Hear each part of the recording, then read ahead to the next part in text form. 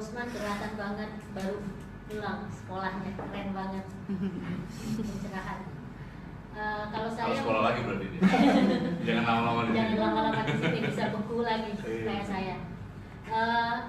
Saya mungkin akan lebih apa namanya, sebenarnya saya menyiapkan ini sih, apa namanya, ada teori segala macam, tapi lupakan deh. Karena udah dijelaskan banyak oleh Bro Usman. Buat saya internet, buat saya pribadi, internet itu sebagai alat ya, sebagai alat untuk menjadi semacam apa namanya, menggerakkan ide dan gagasan saya dan aktivitas saya. Tadi seperti yang dibilang oleh, saya sih berharap bahwa apa yang saya lakukan, jadi saya memperlakukan internet itu seperti ruang publik lah.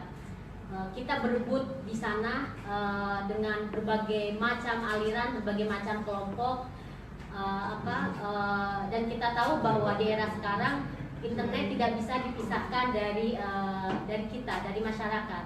Bahkan di apa namanya, di tempat terpencil pun orang semua udah pegang smartphone gitu, udah punya akun Facebook, Twitter dan lain-lain. Jadi ini jadi semacam ruang untuk kesempatan untuk menggerakkan atau mengkampanyekan atau mensosialisasikan apa yang sebenarnya kita inginkan, kita concern.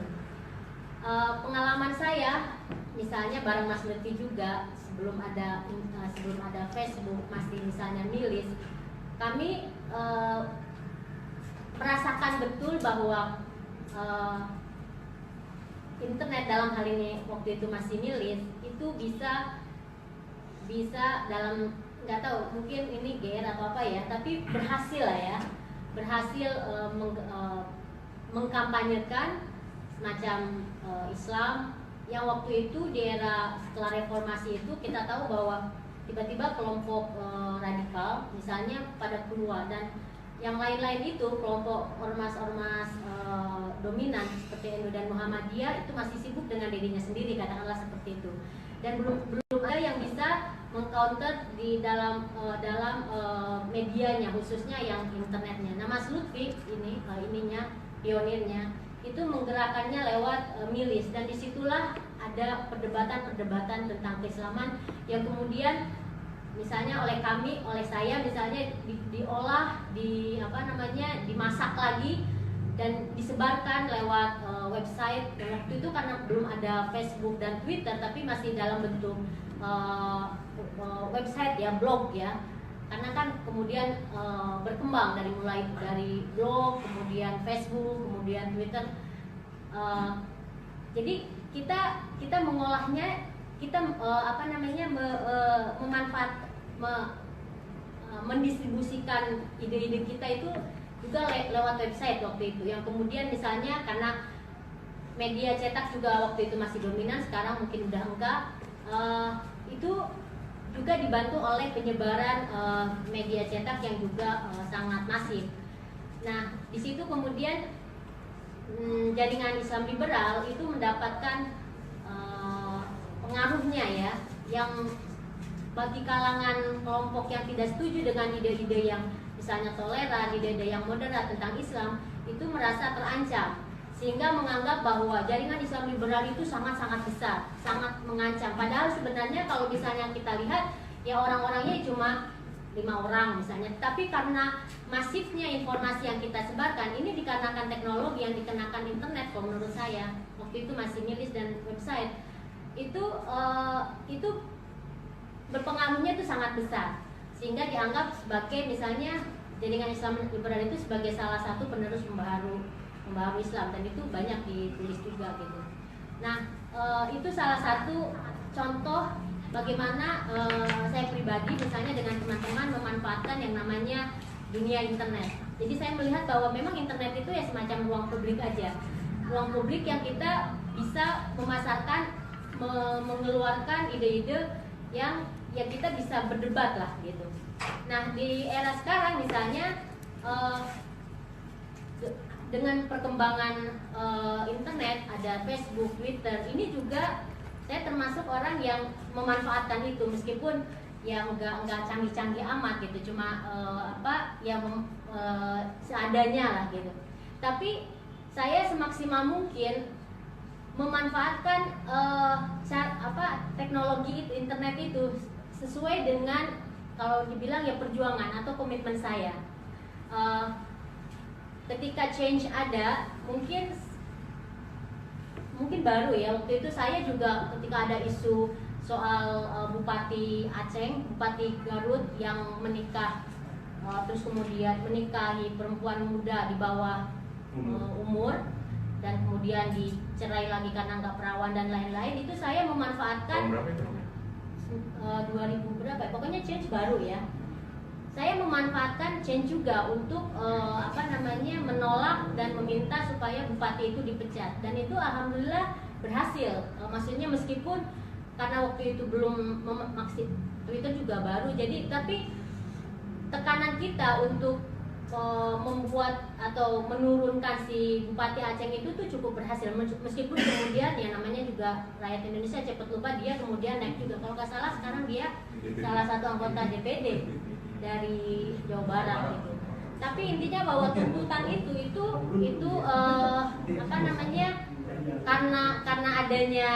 karena adanya change itu cukup berhasil, dan isu daerah seperti Garut itu bisa kita tarik menjadi isu yang nasional gitu. Nah, ada lagi misalnya yang saya lakukan itu, ini saya cerita tentang yang udah saya rasakan manfaatnya tentang media sosial secara umum, internet itu. Misalnya kasus dalam jangka waktu cuma berapa hari saya bisa mengumpulkan sama teman-teman dana bantuan buat korban FPI di Kendal ya.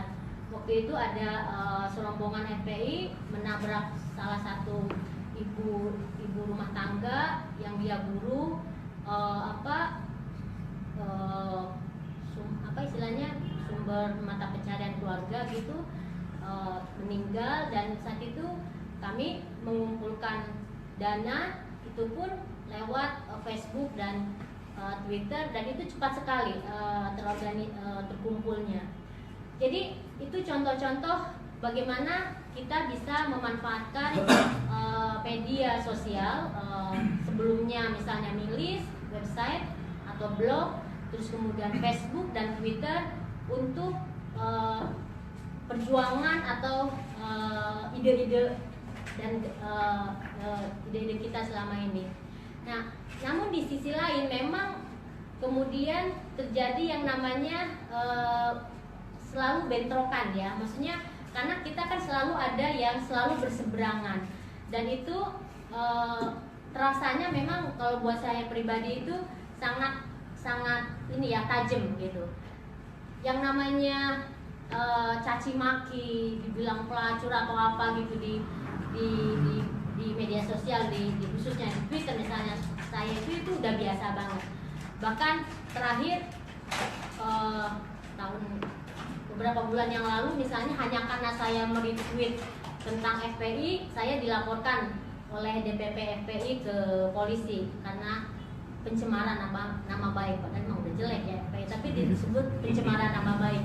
Nah, yang kayak jadi pertentangan dengan pihak yang berseberangan pun itu terjadi.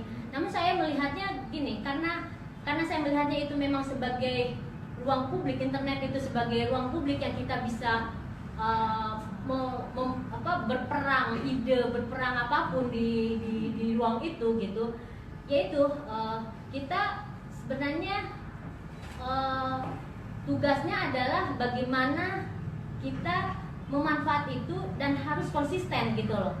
Jadi kalau buat saya, mungkin saya nggak seperti Usman yang kemudian ini ya, bahkan kalau saya itu kita harus memang sebaik-baiknya memanfaatkan itu daripada dimanfaatkan oleh yang tadi oleh Mas Lutfi bilang, yang isinya menurut kita sampah gitu. Menurut kita ya seperti misalnya sekarang ini yang sangat kuat misalnya soal kampanye atau penyebaran ajaran-ajaran terorisme. Dan itu kan misalnya yang terakhir itu bomber perempuan itu kan juga produk dari Facebook gitu kan. Dia dulu TKW di Taiwan apa di mana, tapi karena dia aktif memakai Facebook dan nggak sengaja membuka salah satu akun dari anak buah siapa Aman gitu ya, Aman yang rajin menerjemahkan artikel-artikel tentang Islam. Akhirnya dia tertarik dan kemudian ketika pulang dinikah dan lain-lain, kemudian dia dengan sukarela mau menjadi pengantin. Ini juga produk Facebook gitu. Belum lagi kalau misalnya kita nonton film Jihad Selfie ya, mungkin teman-teman di sini udah pernah nonton yang kayak karya siapa si Nur Huda. Itu juga anak-anak muda di luar yang terinspirasi menjadi mujahid, ingin berangkat ke daerah Suriah, ke ISIS karena pengaruh dari Facebook. Nah, saya berpikir daripada misalnya tidak ada counter terhadap pemahaman-pemahaman, untuk saya pribadi ya, pemahaman-pemahaman seperti itu, maka buat saya adalah jihad juga buat kita untuk mengkampanyekan atau menyebarkan ide-ide untuk mengcounter pemahaman-pemahaman seperti itu. Nah, dalam konteks sekarang misalnya Buniani ya, dalam konteks Buniani misalnya kebetulan saya itu di Facebook berteman dengan Buniani, dan nggak sengaja malam-malam sebelum tidur biasa iseng lihat-lihat pegang HP, lihat-lihat Facebook itu, nggak sengaja kemudian saya mendapatkan statusnya Buniani. Itu udah 21 jam yang lalu dia posting, dan saya kaget sekali. Sebelumnya sebenarnya saya nggak baca statusnya, yang saya lihat itu lebih kepada share-nya. Saya heran, jadi statusnya itu saya nggak ngeh juga, belum ngeh, tapi saya kaget dengan share-nya yang begitu banyak, dan juga yang melihatnya, viewers-nya itu ratusan ribu yang melihat, yang sudah melihat, dan yang share-nya juga ribuan, kalau nggak salah 9.000 apa berapa. Kaget kan, terus baru saya lihat statusnya, oh pantesan gitu kan. Akhirnya secara spontan ya saya kebetulan ya bareng Guntur gitu merumuskan jawabannya bahwa ini nggak benar status si Buniani itu seperti ini gitu. Tetapi ketika kita kasih tanggapan Buniani seperti itu, orangnya kan keras kepala gitu, dia tuh kayaknya orangnya keras kepala. Dia tetap ngotot bahwa ya, dia merasa benar. Jadi dia bilang bahwa memangnya kamu ada transkrip lengkapnya, dia kan tanya gitu ke saya. Terus saya jawab, ya ngapain juga transkrip, malam-malam masuk gue disuruh transkrip kan kerjaan banget kan. Jadi saya cuma bilang ya tonton aja secara lengkap, jangan sampai kamu statusnya itu memprovokasi orang kayak gitu. Dan dia masih aja ngotot kayak gitu. Jadi jawaban tanggapan saya dengan dia itu memang membuktikan bahwa ada unsur kesengajaan status Buniani. Buniani itu membuat status seperti itu, dan dia kalau di awal-awal, sekarang mungkin sudah berbeda ya karena situasinya itu lain kali. Kalau dulu itu di awal-awal saya ngelihat dia itu merasa bener banget dan kayak wah gue hebat lah gitu. Saya ngelihat seperti itu. Sampai kalau saya nggak sampai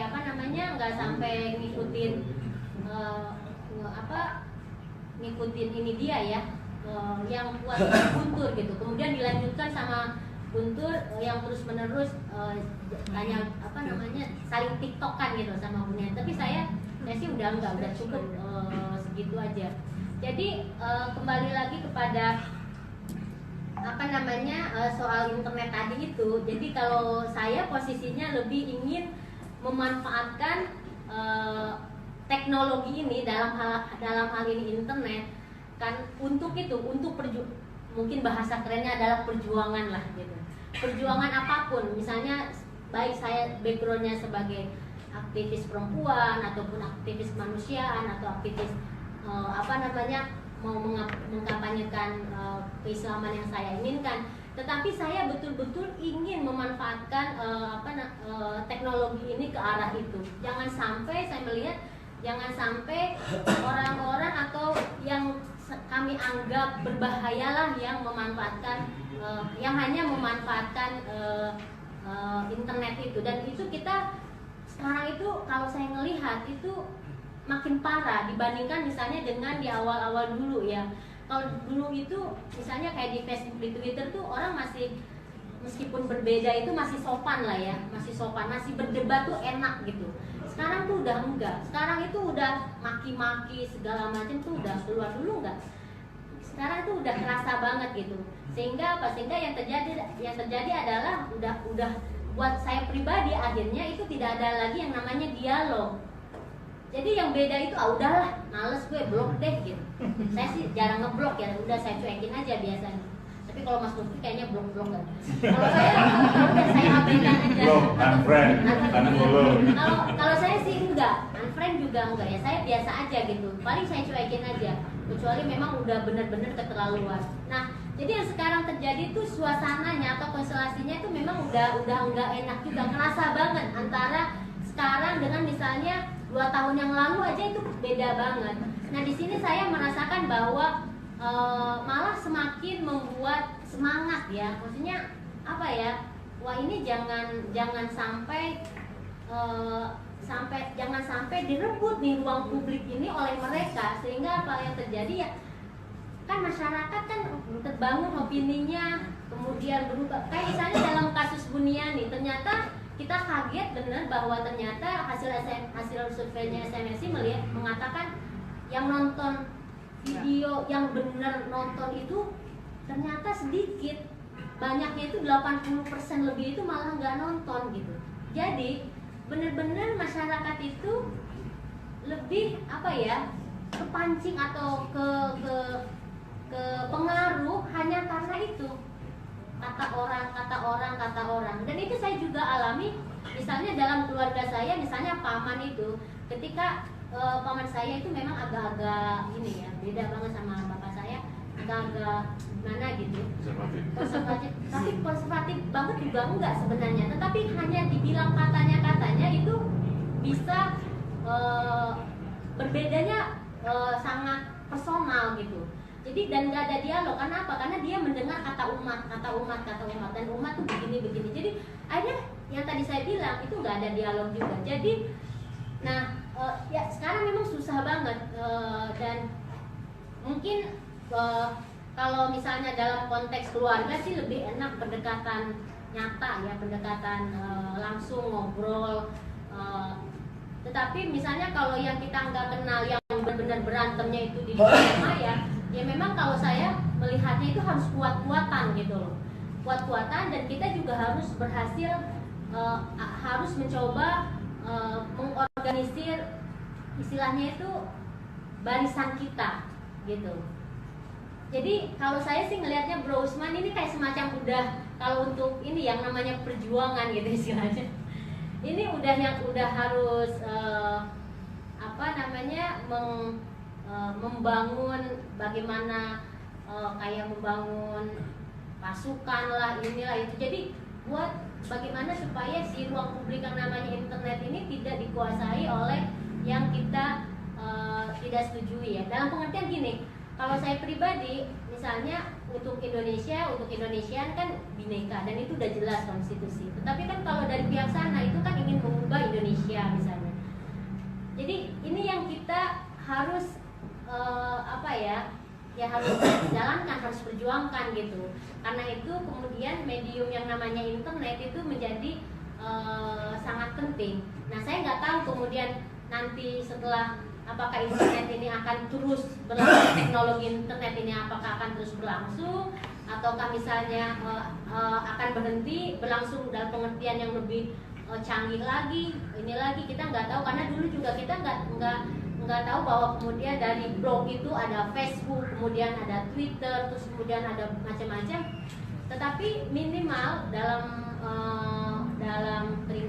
sikap saya itu adalah bagaimana memanfaatkan sebaik-baiknya medium ini gitu.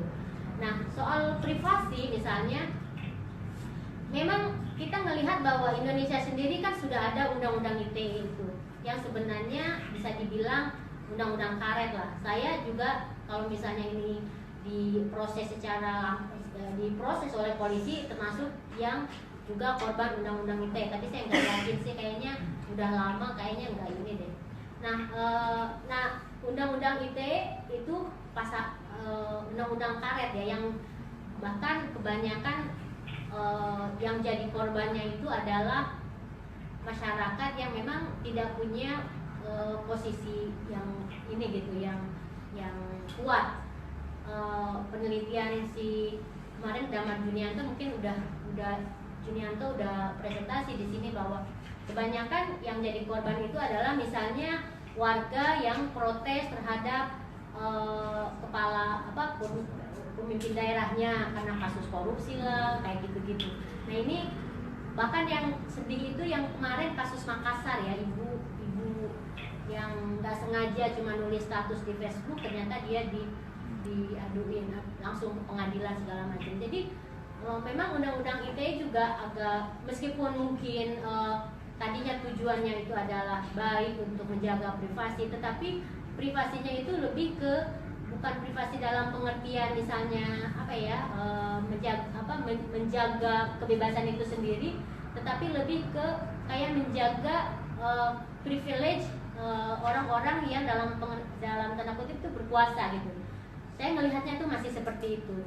Nah mungkin ini juga yang soal-soal perlindungan terhadap pengguna internet ini juga mungkin perlu terus-menerus diperbaiki ya. Yang benar disebut privasi itu sebenarnya apa sih? Terus yang kedua misalnya soal